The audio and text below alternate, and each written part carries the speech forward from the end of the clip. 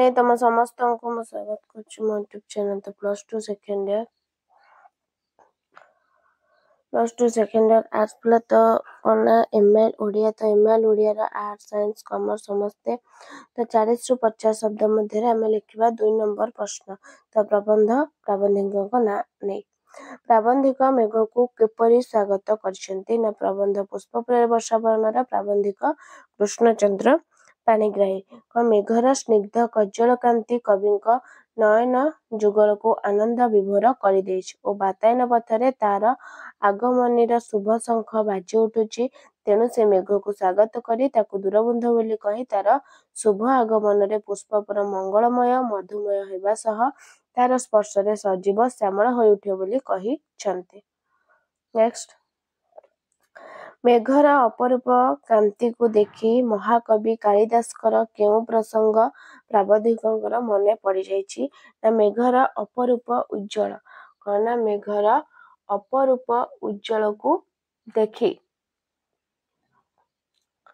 अपरूप उज्जवल कांति को देखी प्राबंधिकଙ୍କର महाकवि कालिदासकर मेघदूत वर्णित एक सुंदर प्रसंग मने पड़ी जाइछि। इतिहासर केउ अनाम जुगरे विताड़ित विरही यक्षटे पुष्प अर्घ्य मेघ को कौन करछि पूजा करी अलकापुरी रे थिबा तार प्रिया पाखकू मेघ हस्ତରେ उदंत पठाइथिला यक्ष पाई मेघदूत साजी थिला।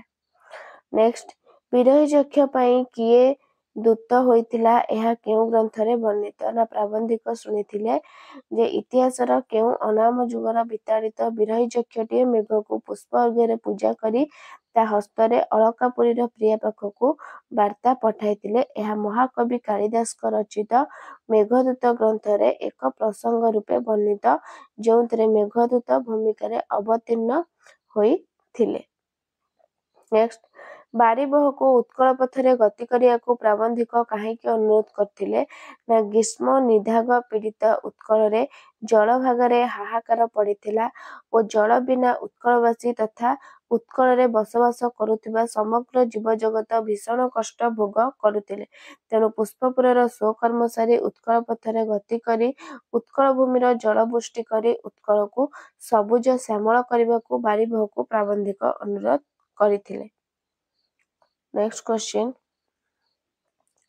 लेखक कौन होई जलद सह मिसिबाकू इच्छा करिसंती ओ काहेकि ना लेखक धूम ज्योति सलील होई बातायन पथरे उड़ी जाई जलद सह मिसिबाकू इच्छा करिसंती कारण एपरि हेले अग्रगति रे जाई से जलद को निज जन्मभूमि उत्कल को चिन्हाई दे पारंती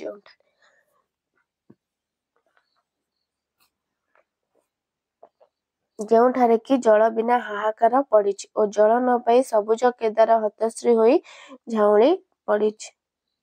ନେକ୍ସଟ ସୁଜଳା ସୁଫଳା ଶସ୍ୟ ଶ୍ୟାମଳା ଉତ୍କଳ ଭୂମିର ଅବସ୍ଥା ଆଜି କିପରି ପ୍ରାବନ୍ଧିକଙ୍କ ଜନ୍ମଭୂମି ଉତ୍କଳ ଅପରୂପ ଶୋଭଶ୍ରୀ ଓ ବିପୁଳ ପ୍ରାକୃତିକ ସମ୍ପଦରେ ପରିପୂର୍ଣ୍ଣ ଯିଏକି କୋଟି ବୀର ପ୍ରସବିନୀ କୋଟି କୀର୍ତ୍ତି କିରଟିନୀ ତଟିନୀ ତଟମାଳିନୀ ପ୍ରଚ୍ଛନ୍ନ ରତ୍ନଧାରଣୀ ସୁଜଳା ସୁଫଳା ଶ୍ୟାମଳା ଭାବେ ଅତୀତରେ ଭାରତ ଭୂଖଣ୍ଡରେ ପ୍ରସିଦ୍ଧ ଲାଭ କରିଥିଲା। ବିଦେଶୀ ଶାସନ କବଳରେ କବଳିତ ସେହି ଉତ୍କଳ ଆଜି ଖଣ୍ଡ ବିଖଣ୍ଡିତା ପତିତା ଲାଞ୍ଛିତା ହୋଇ ନିଜର ସେ ପୂର୍ବ ଗୌରବ ଗାରିମା ହୋଇ ବସିଛି ତେଣୁ ପ୍ରାବନ୍ଧିକ କ୍ଷୋଭ ପ୍ରକାଶ କରିଛନ୍ତି। ନେକ୍ସଟ ଜଳଦ କିପରି ବିଷବିତ ହୋଇ ଉତ୍କଳ ଆକାଶରେ ଆବିର୍ଭୂତ ହେବାକୁ ଲେଖକ ଅନୁରୋଧ କରିଛନ୍ତି। ବିଜୁଳି ବିମଣ୍ଡିତ ବଳକା ବିଷବିତ ହୋଇ ଜଳଦ ଉତ୍କଳ ଆକାଶରେ ଆବିର୍ଭୂତ ହେବାକୁ ଲେଖକ ଜଳଦକୁ ଅନୁରୋଧ କରିଛନ୍ତି ଯାହା ଫଳରେ ଗୋପାଙ୍ଗ ମାନେ ଅପାଙ୍ଗ ଘନଶ୍ୟାମର ରୂପ ସୁଦ୍ଧା ପାନ କଲା ପରି ଉତ୍କଳରେ ଉତ୍କଳୀୟ ମାନଙ୍କ ନେତ୍ରରାଜି ଜଳଦର ରୂପ ସୁଦ୍ଧା ପାନ କରି ଆନନ୍ଦ ଉପଲବ୍ଧି କରିବେ। ନେକ୍ସଟ ଦରିଦ୍ର ବନବାସୀ ମାନଙ୍କୁ ନିରାଶ ନ କରି କଣ କରିବାକୁ ଜଳଦକୁ ଲେଖକ ଅନୁରୋଧ କରିଛନ୍ତି। କଣ କରିବାକୁ ଅନୁରୋଧ କରିଛନ୍ତି ନା ଦରିଦ୍ର ଠାରେ ହିଁ ବାଦନ୍ୟତାର ମହତ୍ଵ କଣ ନା ବଢି ଉଠେ କାରଣ ଦରିଦ୍ର ହିଁ କଣ ନା ଦାନ ଦ୍ଵାରା ଉପକୃତ ହୁଏ। ଝଙ୍କିଳ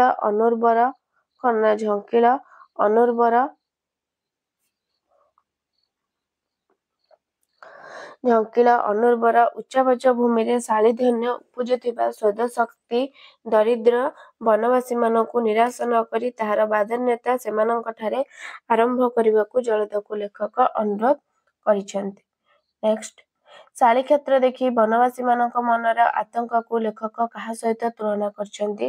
ନା ଝଙ୍କିଳ ଅନୁର୍ବର ଉଚ୍ଚାବାଚ ଭୂମିରେ ବନବାସୀ ନରନାରୀଙ୍କର ସ୍ୱେଦସିକ୍ତ ଶସ୍ୟକ୍ଷେତ୍ରରେ ଜଳ ବିହୁନେ ଶାଳି ଧାନ୍ୟ ଆକାଶକୁ ଚାହିଁ ଝାଉଁଳୁଥିବ ବୋଲି ଲେଖକ କହିଛନ୍ତି। ଶାଳିକ୍ଷେତ୍ର ଦେଖି ବନବାସୀମାନଙ୍କ ମନର ଆତଙ୍କକୁ ଲେଖକ ରୋଗଶଯ୍ୟା ସହିତ ପୁତ୍ରକନ୍ୟାକୁ ଦେଖି ପିତାମାତାଙ୍କ ମନ ଯେପରି କ'ଣ ହବ ନା ଆତଙ୍କରେ ଥରି ଉଠେ ତାହା ସହିତ ତୁଳନା କରିଛନ୍ତି।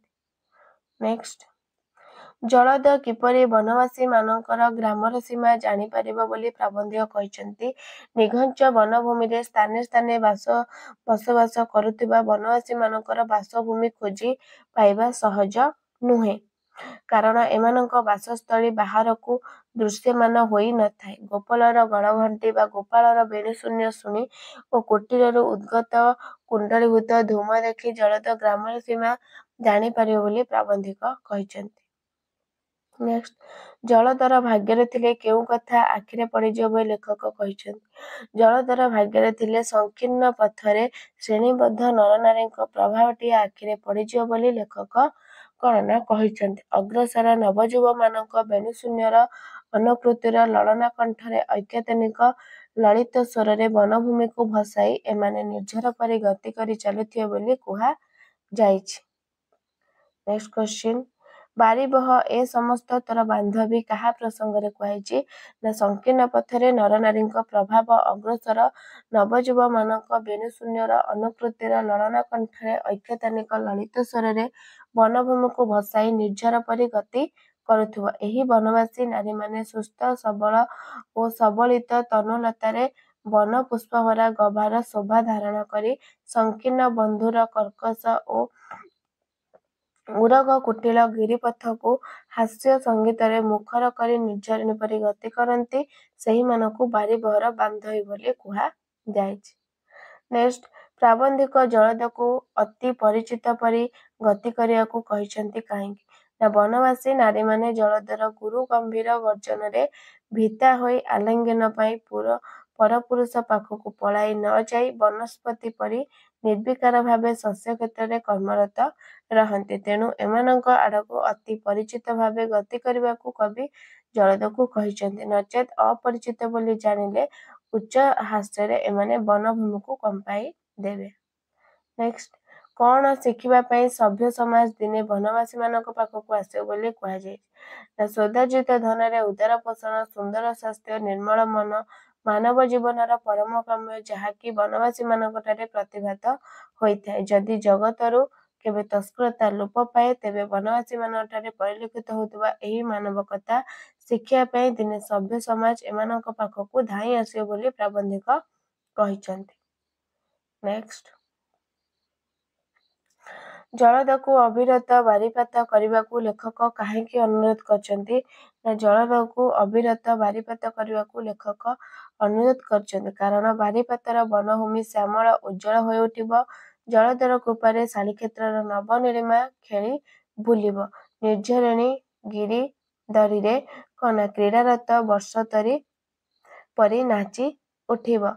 ଭଞ୍ଜ ନୃପପାଳିତ କଳାପୀର କେକାରେ ବନଭୂମି କ'ଣ ହବ ନା ପୂର୍ଣ୍ଣ ହେବ। ବନ୍ୟଜ୍ୟୋତିର ପରିମଳରେ ବନଭୂମି ଆମୋଦିତ ହେବ। କଦମ୍ବ ପୁଲକରେ କଣ୍ଟକିତ ହୋଇ ଉଠିବ ଓ କୃଷ୍ଣଚୂଡ଼ା ନିଜ ତରୁଣ ତନୁକୁ ନିଜେ ଦେଖି ନବତନୁ ପରି ଲଜ୍ଜାରୁଣ ହୋଇପଡ଼ିବ। ନେକ୍ସଟ, ଗିରିଶଙ୍କୁଳ ମହାବନର ମହାସଙ୍ଗୀତ ବିଷୟରେ କ'ଣ କୁହାଯାଇଛି? ନା ପ୍ରାବନ୍ଧିକଙ୍କ ମତରେ ମେଘାସନ ଗନ୍ଧମାର୍ଦ୍ଦନ ଗିରିଶ୍ରେଣୀ ବେଷ୍ଟିତ ମହାବନର ମହାସଙ୍ଗୀତ ସଭ୍ୟ ଜଗତ ଶୁଣିନାହିଁ କି ଏହାର ଅସରନ୍ତି ରତ୍ନଭଣ୍ଡାର କେହି କଳି ନାହିଁ। ବିକ୍ଷୁବ୍ଧ ବାରିରାଶିର ଅଗଣିତ ତରଙ୍ଗ ପରି ଅନାଦି ଯୁଗରୁ ଏହି ବନଭୂମି ବକ୍ଷରେ ମିଶୁଥିବା ଉଦାର ସଙ୍ଗୀତ ଶ୍ରବଣ କଲେ ମନ ଅନାମୟ ଧାମକୁ ଚାଲିଯାଏ। ବିଷାଦ ପଙ୍କରୁ ଉତ୍ଥିତ ଜୀବନ କମଳ ବିକଶିତ ହୋଇଥାଏ, ଯାହାକୁ ଶ୍ରବଣ କରି ଓ ଅସରନ୍ତି ବିଭବ ଅବଲୋକନ କରି ଜଳଦ ଚକିତ ହୋଇଯିବ। ନେକ୍ସଟ, ପ୍ରାବନ୍ଧିକ ଜଳଦକୁ ନିଜ ଜନ୍ମଭୂମିର ଅବସ୍ଥିତି ସମ୍ପର୍କରେ କ'ଣ ସୂଚନା ଦେଇଛନ୍ତି? ପ୍ରାବନ୍ଧିକ ଜଳଦକୁ କହିଛନ୍ତି ଯେ ପଥ ପ୍ରଦର୍ଶକ ବିନା ସାରଭୂତ ଉତ୍କଳ ଭୂମିକୁ ଚିହ୍ନିବାରେ ଜଳଦର କୌଣସି ଭ୍ରମ ହେବ ନାହିଁ, କାରଣ ଉତ୍କଳ ଭୂମି ଗୋଟିଏ ଦିଗରେ ପୁଗ ପୁନାଗ ତାଳତମାଳ ତାମ୍ବୁଳ ନାରିକେଳ ବନରେ ବିଶୋଭିତ ମହୋଦଧିରେ ବେଳାରେ ବଳହିତ ହୋଇଛି ଏବଂ ଅନ୍ୟ ଦିଗରେ ତୁଙ୍ଗ ଶିଖରୀ ସମାକୁଳ ନିବିଡ଼ ବନରାଜିରେ ଅସରନ୍ତି ଶ୍ୟାମଳ ଶୋଭାରେ ଅପରୂପା ହୋଇଛି, ଯାହାକୁ ଜଳଦ ଦେଖୁ ଦେଖୁ ହିଁ ଚିହ୍ନି ପାରିବ। ନେକ୍ସଟ, ବନଭୂମି ସଂକୀର୍ଣ୍ଣ ପଥରେ ଶ୍ରେଣୀବଦ୍ଧ ନରନାରୀ ପ୍ରଭାବରେ ନାରୀମାନେ କିପରି ଗତି କରିଥାନ୍ତି ବୋଲି ପ୍ରାବନ୍ଧିକ କହିଛନ୍ତି?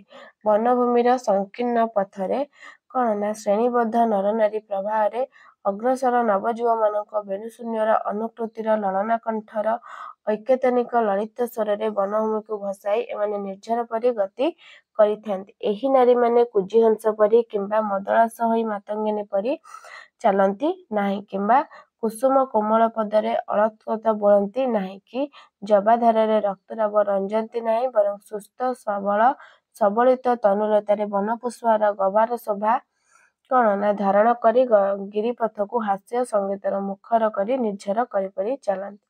ନେକ୍ସଟ, ଘନ କ'ଣ ଦେଖି ସ୍ତମ୍ଭିତ ହେବ ବୋଲି କୁହାଯାଇଛି? ନା ଉତ୍କଳ ଜନନୀ ଅଯୋଗ୍ୟ ସନ୍ତାନମାନଙ୍କ ଭୟରେ ମେଘାସନ ଗନ୍ଧମାର୍ଦ୍ଦନ ବା ମାଲ୍ୟଗିରି ବେଷ୍ଟିତ ଗିରିସଙ୍କୁଳ ମହାବନର ଅସରନ୍ତି ରତ୍ନଭଣ୍ଡାର ଲୁଚାଇ ରଖିଛନ୍ତି, ଯେଉଁଠାରେ ଖଣ୍ଡଧାରା ଓ ଦେବଗଡ଼ ଆଦି ପ୍ରପାତ ପ୍ରବାହିତ ହେଉଛନ୍ତି।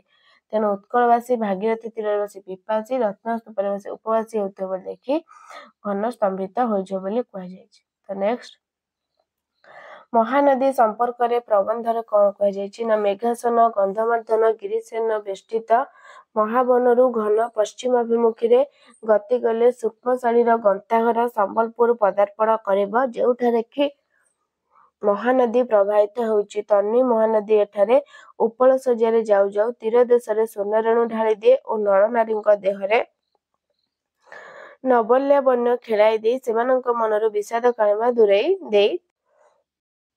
ନେକ୍ସଟ କ୍ୱେଶ୍ଚିନ୍, କେଉଁଥିରେ ଭଳି ନ ଯାଇ ବାରିପଦର ସମ୍ବଲପୁରକୁ ଶସ୍ୟ ଶ୍ୟାମଳ କରିବାକୁ ପ୍ରାବନ୍ଧିକ ଅନୁରୋଧ କରିଛନ୍ତି? ପ୍ରାଚୀବଧୂ ଅରୁଣିତ ମୁଖରୁ ଅବଗୁଣ୍ଠନ ଖୋଲିବା ଆଗରୁ ସମ୍ବଲପୁରର ବଧୂମାନେ ସ୍ନାନ ସାରି ଶିଶିରସ୍ନାତ ଶେଫାଳୀ ପରି ହାସ୍ୟମୟ ହୋଇଉଠିଛନ୍ତି। ଏମାନଙ୍କ ଅନରସ ଚରଣ କମଳ ଫୁଟି ଉଠେ ଓ କଳା କୁଶଳ କର ସ୍ପର୍ଶରେ କ୍ଷୁଦ୍ର କୁଟୀର ହସି ଉଠେ। ଏମାନେ ଘନର ଲୋଭନୀୟ କଜ୍ଜ୍ୱଳ କାନ୍ତି ଦେଖି ଆୟତ ନୟନରେ ଚାହିଁ ରହିବେ। ସେମାନଙ୍କ ବିହ୍ୱଳ ନେତ୍ରଭଙ୍ଗୀରେ ଘନ ଭଳି ନ ଯାଇ କେଦାରଭରା ବାରିପଦରେ ସମ୍ବଲପୁରକୁ ଶସ୍ୟ ଶ୍ୟାମଳ କରିବାକୁ ପ୍ରାବନ୍ଧିକ ଘନକୁ ଅନୁରୋଧ କରିଛନ୍ତି। ନେକ୍ସଟ, କଟକକୁ ଉତ୍କଳର ଉତ୍ତମାଙ୍ଗ ବୋଲି କାହିଁକି କୁହାଯାଇଛି? ନା ସୌଧାବଳୀ ମଣ୍ଡିତ କଟକକୁ ପ୍ରାବନ୍ଧିକ ଉତ୍କଳର ଉତ୍ତମାଙ୍ଗ ବୋଲି କହିଛନ୍ତି, କାରଣ ଏହି କଟକ ଦିନେ ଥିଲା ଗର୍ବିତ ଗଜପତିର ରାଜଧାନୀ ଓ ଏହିଠାରୁ ହିଁ ତାହାର ଅଜୟ ବାହିନୀ ଝଟିକା କ'ଣ ନା ବେଗରେ ଦୁର୍ଗରୁ ଦୁର୍ଗାନ୍ତରକୁ ଗତି କରୁଥିଲା। ସ୍ମୃତିପୂତ ବିଡ଼ାନାସୀ ଆଜି ମୃତ୍ତିକାରେ ଅବଲୁପ୍ତ ହୋଇଥିଲା। ହେ କ'ଣ ନା ବାରବାଟୀର ସ୍ଖଳିତ ପ୍ରସ୍ତରରେ ତାର ସ୍ମୃତି ଓ କୀର୍ତ୍ତି ଏବେ ମଧ୍ୟ ଲାଗି ରହିଛି ଏବଂ ମର୍କତକେଶରୀ ମହାକୀର୍ତ୍ତି ଆଜି ଯାଏ ଚିତ୍ରୋତ୍ପଳା ମେଖାଳ ପରି ଦିଶୁଛି। ନେକ୍ସଟ, କ'ଣ କାମନା କରି କଟକକୁ ଶ୍ୟାମଳ କରିବାକୁ ଲେଖକ ଅନୁରୋଧ କରିଛନ୍ତି? ନା ଉତ୍କଳର ଉତ୍ତମାଙ୍ଗ ରୂପେ ପରିଚିତ ଅତୀତ ଗୌରବର ଗୌରବାନ୍ୱିତ ସୌଧାବଳୀ ମଣ୍ଡିତ କଟକରେ ହିଁ କ'ଣ ବହୁ କବି ଜ୍ଞାନୀ ଗୁଣୀ କର୍ମୀ ଅଳ୍ପଦିନ ତଳେ ଉତ୍କଳର ମହାନିଶାରେ ଉଜାଗର ରହି ଜ୍ଞାନଦୀପ ଜାଳିଥିଲେ। ଏହି ଦୀପ ଅଖଣ୍ଡ ରହୁ ଏହି କାମନା କରି ସେଠାରେ ବାରିପଦ କରି ତାହାକୁ ଶ୍ୟାମଳ କରିବାକୁ ଲେଖକ ଘନକୁ ଅନୁରୋଧ କରିଛନ୍ତି। ନେକ୍ସଟ, କ'ଣ ନ କଲେ ବାରିବହର ଉତ୍କଳ ଭ୍ରମଣ ସାର୍ଥକ ହେବ ନାହିଁ? କଟକରୁ ଦକ୍ଷିଣାଭିମୁଖୀରେ ଯାଇ ଥରେ କୋଣାର୍କର ଚାରୁଚୂଡ଼ା ଚୁମ୍ବନ ନ କଲେ ବାରିବହର ଉତ୍କଳ ଭ୍ରମଣ ସାର୍ଥକ ହେବ ନାହିଁ। କୋଣାର୍କ ପଥରେ ଯାଉଁ ଯାଉଁ ପଥ ମଧ୍ୟରେ ରହୁଥିବା ଅଗଣିତ କୀର୍ତ୍ତି ଦେଖି ବାରିବହ ସ୍ତମ୍ଭିତ ଚକିତ ହୋଇଯିବ ବୋଲି ଲେଖକ କହିଛନ୍ତି। ନେକ୍ସଟ କ୍ୱେଶ୍ଚିନ୍, ଘନକୁ ଅଚଞ୍ଚଳ ହୋଇ ଗତି କରିବାକୁ କାହିଁକି କୁହାଯାଇଛି? ନା ବେଳାଭୂମିର ଶ୍ୟାମଳ ପଥରେ ଯିବାବେଳେ ଘନର ଚଞ୍ଚଳ ଗତିପଥକୁ କଳନା କରେ ପଲ୍ଲୀବାଳାମାନଙ୍କ କୁଙ୍କୁମାକ୍ତ ଅଞ୍ଚଳ ସିନ୍ଧୁବତାର ଉଡ଼ିଯାଇ କେତେକ ବନରେ ଲାଗିଯିବ। ଆଉ ନବଯୌବନର ଜନ୍ମ ଉନ୍ମାଦନରେ ଲଜ୍ଜାବାନ ବରାକିନୀମାନଙ୍କ ତ୍ରସ୍ତ ଚାରୁଣରେ ଗୁଡ଼କଙ୍କ ଗଳିଯିବ। ତେଣୁ ଏତେ ସବୁ ଅନର୍ଥର କାରଣ ନ ହେବା ପାଇଁ ଘନକୁ ଅଚଞ୍ଚଳ ହୋଇ ଗତି କରିବାକୁ ପ୍ରାବନ୍ଧିକ ଅନୁରୋଧ କରିଛନ୍ତି। ନେକ୍ସଟ, ବାରିବହ ଧୀର ଗମ୍ଭୀର ରାଜଲୀଳା ଗତିରେ ଗଲାବେଳେ କଣ ତାର ଗତିପଥରେ ଭାସି ଉଠିବ? ନା ବାରିବହ ଧୀର ଗମ୍ଭୀର ଓ ରାଜଲୀଳା ଗତିରେ ଗଲାବେଳେ ମହୋଦଧିର ତୁଙ୍ଗ ତରଙ୍ଗାବଳୀରୁ ଉଦ୍ଗତ ହେଲା ଭଳି ବହୁ ଦୂରର କୋଣାର୍କର କୃଷ୍ଣଚୂଡ଼ା ତାର ଗତିପଥରେ ଭାସି ଉଠିବ। ସ୍ୱର୍ଗଚ୍ୟୁତ ପାରିଜାତ ପରି କୋଣାର୍କ ଆଜି ମ୍ଳାନଛିନ୍ନ ହୋଇ ବିଜନ ବେଳାରେ ପଡ଼ି ରହିଛି, ଯାହାକୁ ଉତ୍କଳର ଅତୀତ ଗୌରବର ମୁଖ ସାକ୍ଷୀ ରୂପେ ବିବେଚନା କରାଯାଏ। ନେକ୍ସଟ, କୋଣାର୍କ ଏକାବେଳେ କାହାରି ବାର୍ତ୍ତାଗାଥା ଆଣିଦେବ ବୋଲି ଲେଖକ କହିଛନ୍ତି? ସ୍ୱର୍ଗଚ୍ୟୁତ ପାରିଜାତ ପରି ଭୁବନ ମୋହନ କୋଣାର୍କ ଆଜି ବିଜନ ବେଳାରେ ଅତୀତ ଗୌରବର ମୂକ ସାକ୍ଷୀ ରୂପେ ପଡ଼ି ରହିଛି। ଧୂର୍ତ୍ତ ଗର୍ବିତ ଓଡ଼ିଆ ଜାତିର ପରାକ୍ରମର ପ୍ରତୀକ କୋଣାର୍କ ଏକାବେଳକେ ବିପୁଳ ବିଭବର ବାର୍ତ୍ତା, ଅନ୍ୟପକ୍ଷରେ ଅତୁଳିତ ଲଳିତ କଳାର ଛନ୍ଦମୟ ଗାଥା ଆଣିଦେବ ବୋଲି ଲେଖକ କହିଛନ୍ତି। ନେକ୍ସଟ, ମୂକ ମନ୍ଦିର କୋଣାର୍କର ମୁଖ ଫିଟିଲେ କଣ ହୁଅନ୍ତା? ମୂକ ମନ୍ଦିର କୋଣାର୍କର ମୁଖ ଫିଟିଲେ ସେ ଅତୀତ ବିଭବର ଗାଥା କହି ବିଜନ ବେଳକୁ ମୁଖରିତ କରିଦିଅନ୍ତା ଅଥବା ଉଚ୍ଚ ରୋଦନରେ ସିନ୍ଧୁ ଘୋଷକୁ ବୁଡ଼ାଇ ଦିଅନ୍ତା। ଅତୀତର ଦୂର୍ତ୍ତ ଗର୍ବିତ ଉତ୍କଳବାସୀଙ୍କ ମହା ପରାକ୍ରମର ପ୍ରତୀକ ଭୁବନ ମୋହନ କୋଣାର୍କ ବିପୁଳ ବିଭବର ବାର୍ତ୍ତା ଓ ଲଳିତକତାର ଛନ୍ଦମୟୀ ଗାଥା କଥନରେ ମୁଖରିତ ହୋଇ ପଡ଼ନ୍ତା।